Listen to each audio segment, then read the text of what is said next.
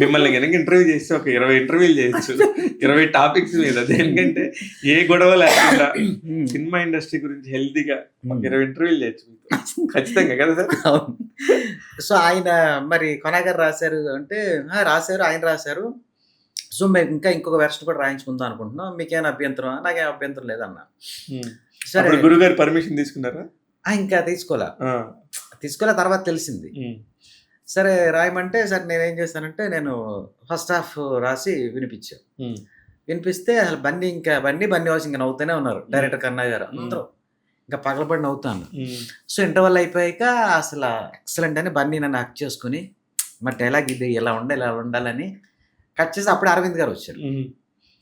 వచ్చి daddy dialogue చాలా బాగా రాశాడు స్వామి, అదిరిపోయింది అంటే ఆయన కూడా హక్ చేసుకుని ఇంకా ఎలా ఉంటుందో తెలియదు, మధ్యలో దొరికిపోతామేమో, మధ్యలో వెళ్ళిపోతే బాగోదు కదా, పెద్ద రైటర్ గురుగారి దగ్గర అని అందుకే కూర్చోలేదు అని. ఇప్పుడు సెకండ్ హాఫ్ ఇంక రాసాక ఇంక నన్ను లొకేషన్లో ఉంటాను అక్కడ కన్నగరికి నాకు బాగా ఇక్కడ బాగా సెట్ అయిపోయి ఇంకా మీరు మనం ట్రావెల్ చేయాలని చెప్పేసి ఇంకా అక్కడి నుంచి మా ప్రయాణం అన్నమాట. ఓకే, డార్లింగ్ సాంగ్ గారి జీవితంలోకి హ్యాపీ సినిమా ద్వారా వచ్చింది. అంతే. అది రియల్గా నాకు మేబీ అంటే మన ఏ వర్క్ వేస్ట్ అవుతుంది అనిపిస్తుంది నాకు. ఒకసారి ఏంటంటే ఒక్కోసారి ఇప్పుడు కొన్ని సినిమా ఫ్లాప్ కరెక్ట్ పాయింట్ అండి మీరు చెప్పింది, సూపర్. ఏ సినిమా అయినా ఇప్పుడు కొన్ని ఫ్లాప్ అయినాయి అనుకోండి, ఒక ఊర్లో అన్న సినిమా ఫ్లాప్ అయింది కానీ అందులో నన్ను బయట లాగారు బన్నీ కదా. మీకు ఒక ఊర్లో లేకపోతే మీకు ఇది బన్నీ ఉండేవాడు కాదు కదా. సో అలా మరి ఏ వర్క్ కూడా ఎప్పుడు కూడా అది ఫ్లాప్ అయినా అందులో ఎవరో ఇప్పుడు కొన్ని సినిమాలు ఫ్లాప్ అయి అందులో హీరోయిన్ లైఫ్ వస్తుంది అందులోంచి. నెక్స్ట్ ఎక్కడో ఇప్పుడు నేను అదే ఇప్పుడు ఈ మధ్యన మనం తొందరగా ఇంకో సినిమా ఏదో రాయాలి అనేటప్పటికి టక్ మని ఈ గ్యాప్లో వచ్చి డార్లింగ్ పడి అందరూ నాకు ఫోన్లు చేస్తున్నారు, ఎంత బాగా రాశారు అసలు ఏంటి అని చెప్పేసి.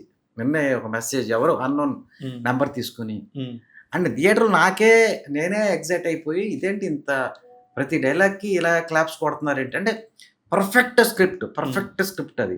అంటే ఇటువంటి మన డైరెక్టర్ గారు కూడా కన్నా గారు కూడా ఎగ్జైట్ అయ్యి లాస్ట్ ఇటువంటి స్క్రిప్ట్ చేయాలి మనం ఇమీడియట్గా, అంత అద్భుతమైన స్క్రిప్ట్ చేయాలి అని ఆయన కూడా ఒక ఎగ్జైట్ అయిపోయి అంటే మళ్ళీ ఇప్పుడు మనం గతంలో 16 ఏళ్ళ క్రితం చేసిన వర్క్ ఇప్పటికే ట్రెండీగా ఉండి ఇప్పుడు ట్రెండ్కి మ్యాచ్ అయ్యి చూస్తున్నారంటే అంటే సినిమా బాగుంటే రిలీజ్ అయినా ఏదైనా ఎలా అంటే చాలా మంది కూడా మీకు 99% చూసిన వాళ్ళు వచ్చారు సినిమాకి. అంటే సరే విచిత్రం ఏంటంటే ఆ రోజుల్లో అసలు సినిమా చూడనోడు ఎవడున్నాడు సార్.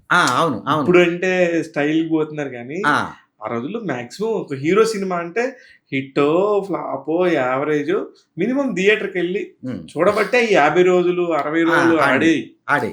ఇప్పుడు ఈ డార్లింగ్ సినిమా ఏంటంటే నెట్లోను ఇట్లో మొత్తం అన్నిట్లో చూసేసినా సరే వచ్చి ఆ డైలాగ్ వచ్చే మీద డైలాగ్ చెప్తూ అరుస్తున్నారు. అదే అంటే ఆ సినిమా పట్ల ప్రేమ హై ఎలా ఉంటుందో చూపిస్తుంది. హై అంటే మీకు బాగున్న సినిమాకి నేను అదే అంటే రివ్యూస్ ఏది బ్రేక్ చేయదు దాన్ని, దానికి వెళ్తారు అంతే. దాని మీద ఆ ప్రేమ అంటే ఎక్కడ చిన్న మిస్టేక్ కూడా ఇప్పుడు ఈ సినిమా కూడా డార్లింగ్ కూడా రివ్యూలు చెప్తున్నారు చాలా మంది, అన్ని పాజిటివ్.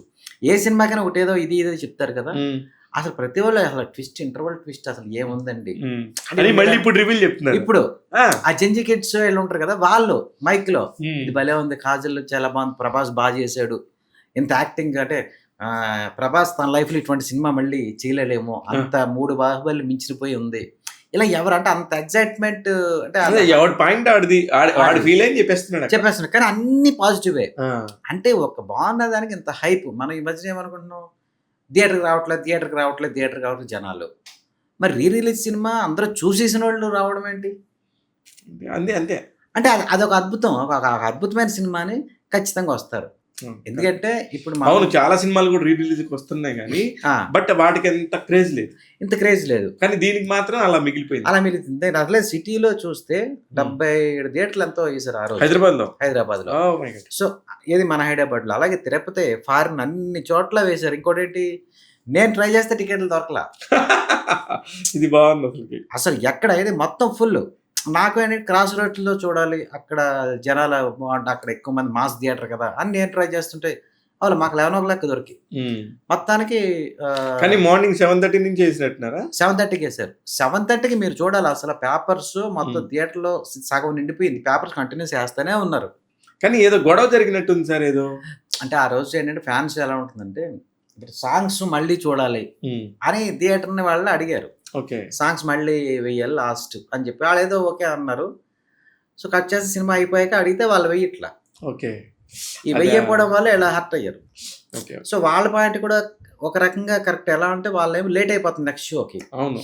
ఈ పేపర్స్ అన్ని క్లీన్ చేసుకోవాలి ఇవన్నీ వాళ్ళు ఈ ప్రాసెస్ ఏదో చిన్నది ఏదో చిన్నది రప్చర్ అయింది. అవును, అది సోషల్ మీడియాలో కూడా వచ్చింది. సోషల్ మీడియాలో కూడా వచ్చింది.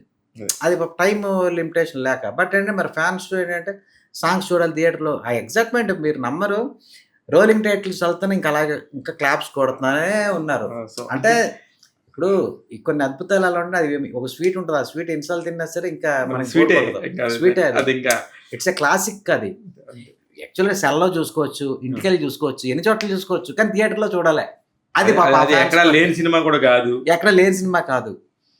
అది గ్రేట్ అండి, గ్రేట్ అచీవ్మెంట్. అవును.